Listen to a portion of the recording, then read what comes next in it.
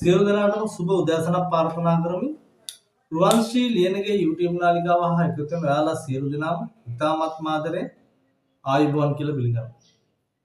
ඉතින් අපි අද සූදානම් වෙන්නේ 2025 මාර්තු මාසේ 29 වෙනිදා. හරියටම අපරභාග 9:41ට.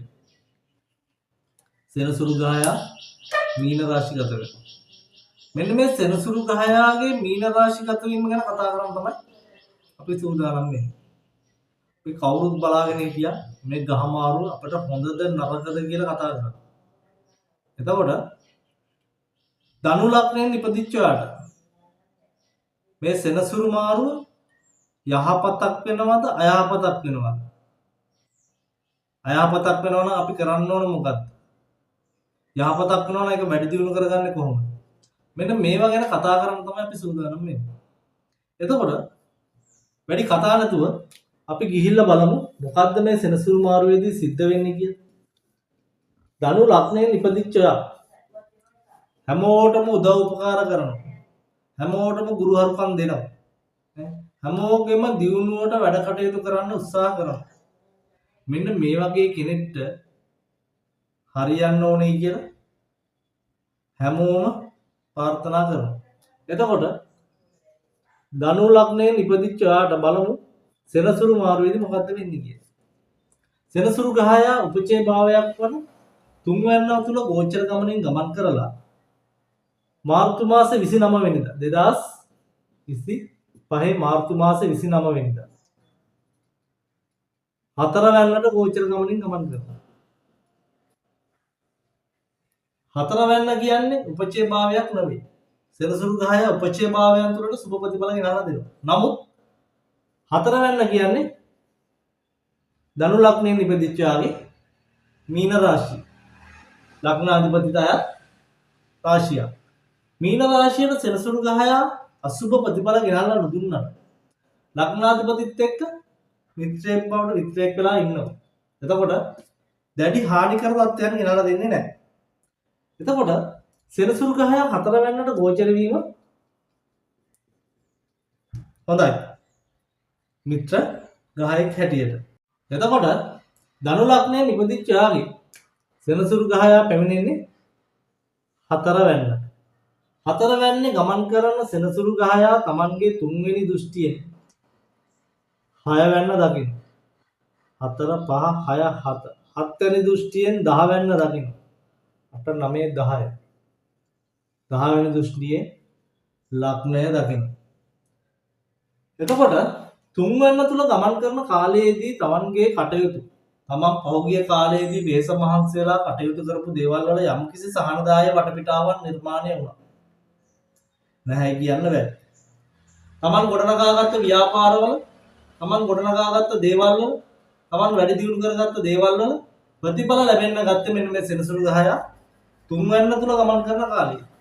ඒ කියන්නේ පහුගිය වසර දෙකමාරක කාලය තුලදී තමා විසින් ගොඩනගාගත්ත දේවල් වල ප්‍රතිඵල ලැබෙන්න ගත්තා. මම මෙහෙම කියනකොට සමහර අය කියාවි මොන බොරුවක්ද අපිට ලැබිච්ච දේවල් නැහැ කියලා. සෙනසුරු ජන්ම ඒරාෂ්ටක ගෙවූ කට්ටියට සෙනසුරු චන්ද්‍රාෂ්ටම ඒරාෂ්ටක ගෙවූ කට්ටියට සෙනසුරු මහදසා සෙනසුරු අතුරුදසා ගෙවූ කට්ටියට යම් කිසි අපහසුතාවයන් නිර්මාණය වුවත් සෙනසුරු ග්‍රහය තුන්වැන්න තුල ගමන් කිරූ කාලය තුලදී යාට ඔයාගේ කටයුතු සාර්ථක කරගන්න හැකියාව ලැබුණා. එතකොට දැන් උපචේ භාවයෙන් මිදලා සෙනසුරු ග්‍රහය හතරවැන්නට ගමන් කරාම මොකද්ද වෙන්නේ? ගුරුගේ රාශියක් නිසා ගොඩාක් අසුබ දේවල් නොවුනට සෙනසුරු ග්‍රහය ඉන්න දැනට හානියක් කරනවා. එතකොට හතරවැන්නෙන් කියවෙන ගේදොර ඉඩකඩම් යාන වාහන සැප සම්පත් වලට යම්කිසි අඩුවක් නිර්මාණය කරන්න පුළුවන්. ගැටලුකාරී තත්ත්වයන් නිර්මාණය කරන්න පුළුවන්.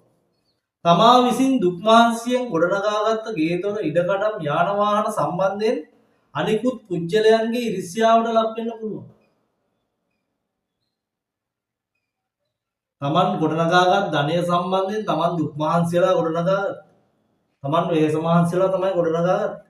නමුත් අනිත් අයගේ ඉර්ෂ්‍යාවට අමාර විට පවුලේ උදවිය වෙන්න පුළුවන්. පිටස්තර පුජ්‍යලයන් වෙන්න පුළුවන්. ඒ අයගේ ඊර්ෂ්‍යාවට ලක් වෙන්න පුළුවන්.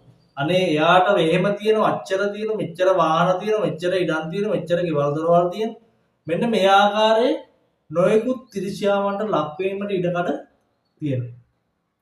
ඒ වගේම තමයි පපුව සම්බන්ධයෙන් යම්කිසි රෝගී තත්ත්වයන්ට මුහුණ දෙන්න ඉඩකඩ තියෙනවා.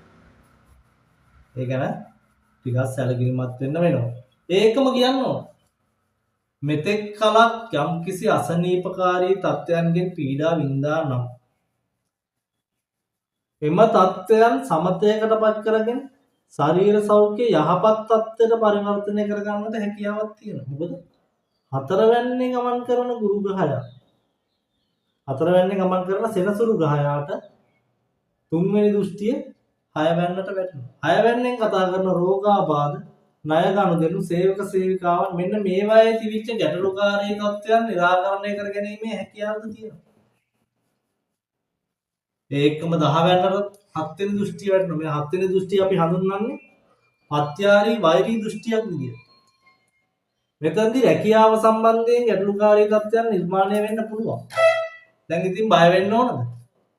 නෑ, රැකියාව සම්බන්ධයෙන් ගැටලුකාරී තත්ත්වයන් නිර්මාණය වෙන්න පුළුවන් කිව්වම ඒකට බය වෙන්න එපා. මේකෙදි කරන්න ඕන දේ මොකක්ද කියලා දැනගත්තා නම් හරිනේ.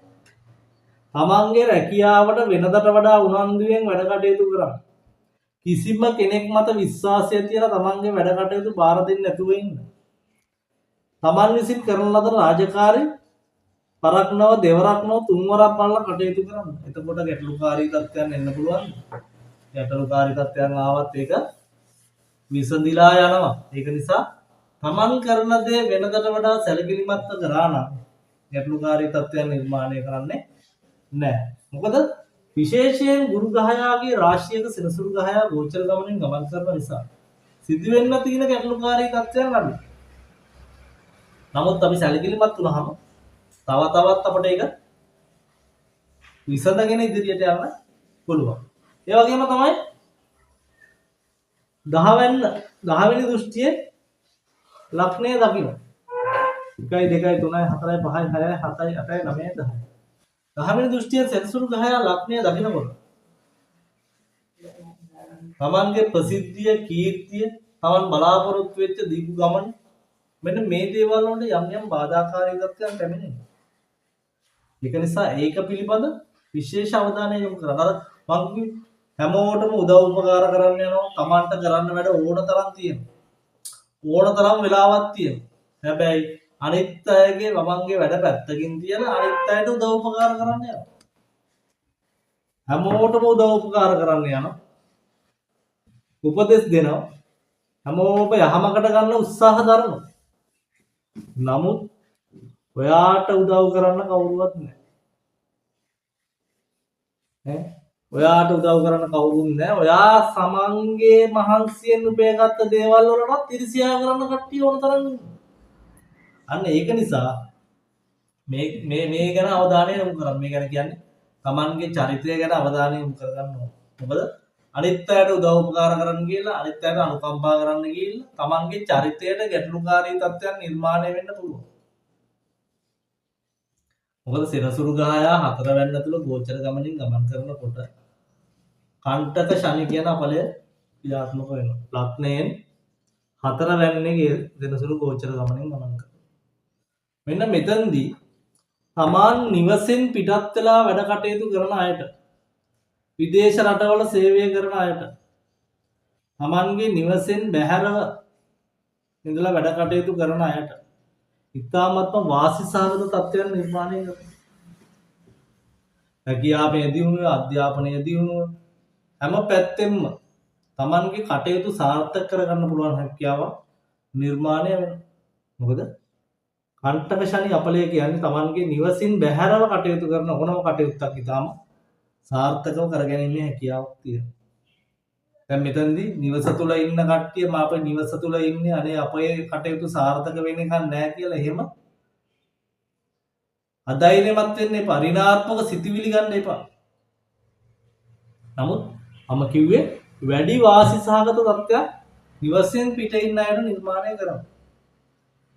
කුෂිකර්මයේ ආශ්‍රිතව ඉදිකිරීම කටයුතු සම්බන්ධයෙන් නව නිවාස ඉදිකිරීම සම්බන්ධයෙන්, පවතින පැරණි නිවාස අලුත් වැඩියා ගැනීම සම්බන්ධයෙන්, දේපොළ වෙළඳාම සම්බන්ධයෙන් මෙන්න මේ වගේ කරුණු වලට මේ සෙනසුරු මාරුව තුළින් ඉතාමත්ම වාසිසහගත තත්ත්වයන් නිර්මාණය කරනවා. ඒ කියන්නේ යම් යම් පොඩි අපහසුතාවයන් තියෙන්න පුළුවන් නැත්තේ නැහැ. ඒවා පිළිබඳ කල්පනාකාරීව වැඩ කටයුතු කරා නම් මම කිව්ව ගැටලු ඇති වෙන්න පුළුවන් තැන් රැකියාව සම්බන්ධයෙන් ගැටලු පොඩි තත්ත්වයන් ඇති වෙන්න පුළුවන්. පපුව සම්බන්ධයෙන් පොඩි හරි ගැටලුවක් තියෙනවා නම් අවශ්‍ය කරන වෛද්‍ය ප්‍රතිකාර ලබා ගන්න ඕන. ඒ වගේම Tamanගේ චරිතය ආරක්ෂා කරගෙන වැඩ කටයුතු කරගන්න ඕන. ඒ හැරුණුකොට අනිත් හැම පැත්තෙම Tamanට වාසිසහගත තත්ත්වයන් නිර්මාණය කරනවා. මෙන්න මේවා පිළිබඳ පොඩි පොඩ්ඩක් අවධානයෙන් ඉන්න. රැකියාව සම්බන්ධයෙන් අවධානය වෙන්න. Tamanගේ චරිතය සම්බන්ධයෙන් අවධානය යොමු කරන්න. එහෙම නැතුව මේ සෙනසුරු මාරුව ධනු ලග්නයේ නිබඳිච්ච යාට ඉතාමත් වාසිසහගත තත්ත්වයක් ගෙනල්ලා දෙනවා. එතනින් එහාට ගියාම සෙනසුරු ගහය හතරවැන්නට ගෝචර ගමනින් ගමන් කරනකොට උප්පත්ති කේන්ද්‍රයේ චන්ද්‍රයා හතරවැන්න තුල තැන්පත් වෙලා ඉන්නවනම් උප්පත්ති කේන්ද්‍රයේ චන්ද්‍රයා හතරවැන්න තුල තැන්පත් වෙලා ඉන්නවා නම් ඔයා ජන්ම ඒ රාෂ්ටකයකට මූණ පාන්න සිද්ධ වෙනවා. එතකොට Tamanගේ හිතට වද දෙන ගැටලුකාරී තත්ත්වයන් නිර්මාණය කරනවා. කටයුතු අසාර්ථක වෙනවා. තමන් බලාපොරොත්තු වෙන දේවල් සාර්ථක කර ගැනීමට නොහැකි වෙනවා. අධ්‍යාපනය ලබන අය අධ්‍යාපනය කඩාකප්පල් කරනවා. විවාහ බලාපොරොත්තු වෙලා ඉන්න අයගේ විවාහය පහු කරනවා. විවාහකයගේ විවාහ ජීවිතවලට ගැටලුකාරී තත්ත්වයන් නිර්මාණය කරනවා. මෙන්න මේ උප්පත්ති කේන්ද්‍රයේ චන්ද්‍රයා තැන්පත් වෙලා ඉන්නවා නම් හතර වෙන්නේ ඒ පිළිබඳ සැලකිලිමත් වෙන්න ඕන. ඒකම තමයි 1 2 3 4 5 6 7 8යි උප්පත්ති කේන්ද්‍රයේ චන්ද්‍රයා 9 වෙන්නේ තැන්පත් වෙලා ඉන්නවා නම් චන්ද්‍රාෂ්ටමයකට මුහුණ පාන්න සිද්ධ වෙනවා. මෙතෙන්දි තරකුව වගේ චන්ද්‍රයාගෙන් 8 වෙන්න තුල සෙනසුරු ගායා ගෝචරය වෙන නිසා චන්ද්‍රාෂ්ටමයේ රාෂ්ටකයක් ක්‍රියාත්මක වෙනවා. එතෙන්දි හිතට වද දෙන තමන්ගේ කටයුතු සාර්ථක කරගන්න බැරි වෙන ඥාතීන් තමන්ට විරුද්ධව කටයුතු කරන කාල සීමාවක් බවට පරිවර්තනය වෙනවා. ඒකම කියන්න ඕන. මේ අපි කතා කරේ පොදුවේ සෙනසුරු ගහයා මීන රාශිගත වෙනකොට ධනු ලග්නධාරී ඔබට ඇති කරන බලපෑම ගැන. පොදුවේ කතා කරද්දී කිසිම ඒ රාෂ්ටක තත්ත්වයකට ඔයා මුහුණ පාන්නේ නැහැ. උප්පත්ති කේන්ද්‍රයේ චන්ද්‍රයා 4 වෙන්න තුල ඉන්නවා නම් එහෙම නැත්නම් 9 වෙන්න තුල ඉන්නවා නම් පමණක් පොඩ්ඩක් සැලකිලිමත් වෙන්න වෙනවා. ඒ වගේම තමයි සෙනසුරු අතුරු දසා සෙනසුරු මහ දසා ගෙවනවා නම් ඒ පිළිබඳව පොඩි අවධානයක් යොමු කරලා යම්කිසි අපලකාරී තත්ත්වයක් තියෙනවා නම් තමන්ගේ ජන්මපත්‍රය පරීක්ෂා කරගෙන අවශ්‍ය කරන වැඩ කටයුතු කරගන්න කියලා කියන්න ඕන. ඊට පස්සේ සෙනසුරු ගහයා උප්පත්ති කේන්ද්‍රයේ බලගත්ව ඉන්නවනම් උපතින්ම අෂ්ටම ඒරාෂ්ටක ලග්න ඒරාෂ්ටක ජන්ම ඒරාෂ්ටකත් එක්ක ඉපදිලා තිනවනම් මේ කියපු කරුණු කාරණාවල ගැටලුකාරී තත්ත්වයන් නිර්මාණය කරන්නේ නැහැ. මොකද සෙනසුරු ගහයා බලගත්ව කේන්ද්‍රත්ව තැන්පත් වෙලා ඉන්නවනම් සෙනසුරු ගහයාගෙන් සිදුවන්නා වූ අපලකාරී තත්ත්වයන් ඇති වෙන්නේ නැහැ. ඒ වෙනුවට වාසිසහගත තත්ත්වයන් නිර්මාණය කරනවා. සෙනසුරු ගහයා කියන්නේ ලෞකික ජීවිතයට සෙනසුරු ගහයා කියන්නේ ලෞකික ජීවිතයට ඉච්ඡර උදව් උපකාර නොකරා. ලෝකෝත්තර පැත්තට පිනට දහමට ඉතාමත්ම ලැබික උදව් උපකාර කරන ගහයි. ඒක නිසා මෙන්න මේ සෙනසුරු ගහයාගේ යම්කිසි අපලකාරී තත්ත්වයන් නිර්මාණය වෙලා තියෙනවා. චන්ද්‍රාෂ්ටම ජන්මේ රාෂ්ටක වගේ දේවල් නිර්මාණය වෙලා තියෙනවා. ආගම දහමට අනුව පිනට දහමට ලැබිව කටයුතු කරනවා නම් මේ කියන්නා වූ ගැටලුකාරී තත්ත්වයන් නිර්මාණය වෙන්නේ නැහැ. විශේෂයෙන් දුගී දුප්පත් ජනතාවට උදව් උපකාර කරමින් කටයුතු කරනවා නම් අපලකාරී තත්ත්වයන් වලට ඉතාමත්ම යහපත් ශාන්ති කර්මයක් බවට පත් වෙනවා. එහෙමනම් මෙන්න මේ සෙනසුරු ග්‍රහය මීන රාශිගත වීම ධනු ලග්නයේ නිපදිච්චාට වාසි සහගත තත්ත්වයන් නිර්මාණය කරනවා. මේ වීඩියෝ එකෙන් ඔයාලට ගන්න පුළුවන් දෙයක් තිබුණා නම් යාළුවන්ටත් බලන්න ෂෙයා කරන්න. මේක ඔයාගේ පෞද්ගලික ජන්මපත්‍රය පදනම් කරගෙන කතා කරපු පලාපල කතනයක් නෙමෙයි. විශේෂයෙන් කියන්නම් වාසි සහගත තත්ත්වයන් නිර්මාණය උනායි කියලා අපි ගෙදර ඇඳේ ඉඳගෙන ලොකු හීන දැක්කට කටයුතු සාර්ථක වෙනවද? ලොකු හීන දැකලා ක්‍රියාත්මක නොවුනොත් වැඩක් වෙන්නේ නැහැ. යම් කිසි වාසි සහගත තත්ත්වයන් තියෙනවා අවාසිත් නැතුවම නෙවෙයි. අවාසි තත්ත්වයන්ුම් මම පෙන්නලා දුන්නා. විශේෂයෙන් වාසි සහගත තත්ත්වයන් පෙන්නනට වඩා ගැටලු ඇති වෙන්න පුළුවන් තැන් මම පෙන්නලා දුන්නා. අන්න ඒ පිළිබඳ අවධානය යොමු කරලා මේ තියෙනා වූ වාසි සහගත තත්ත්වයන් පොඩි අවාසිදායක තත්ත්වයන් තිබුණාට ධනු ලග්නෙ නිපදිච්චාට මේ සෙනසුරු මාවක ඉතාමත්ම සුබයි. එතකොට මේ තියෙන සුබ තත්ත්වයෙන් උපරිම ප්‍රයෝජන ගන්න නම් ඇඳ උඩ ඉඳගෙන හීන දැකලා හරියන්නේ නැහැ.